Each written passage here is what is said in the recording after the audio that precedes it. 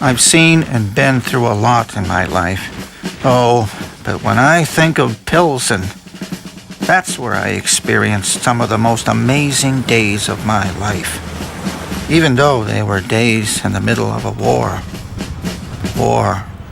There's nothing good about a war. It's absurd and cruel. I remember bombs made in Pilsen falling on our military camps. Our bombs falling on Pilsen.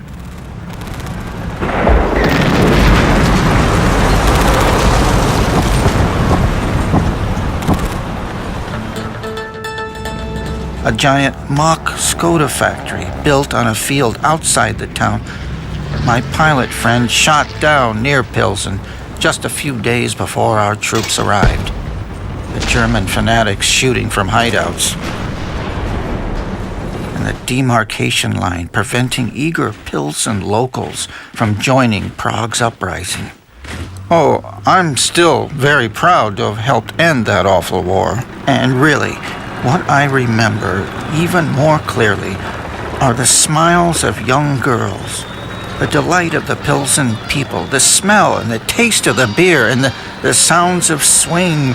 Oh, exhilarated liberation.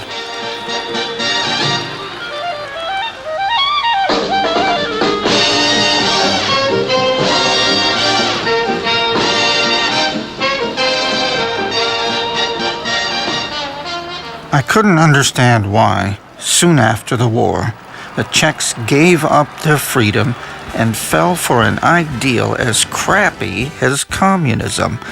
I just couldn't believe it.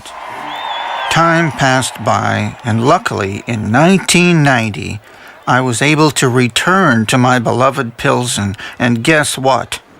I relived that joy and sheer euphoria again. The Pilsen people had not forgotten. The truth of Pilsen's liberation had been suppressed for so long, and now, finally, all those bottled-up emotions overflowed. We were Pilsen's true liberators. Yes, us. I'd love to tell you a story about that time in 1990. The time I left my lovely wife, Evelyn, stranded during the festive parades. I borrowed a Jeep and drove up to Bolovets, just like I'd done 44 years earlier. Well, and I'm sure you want to know why.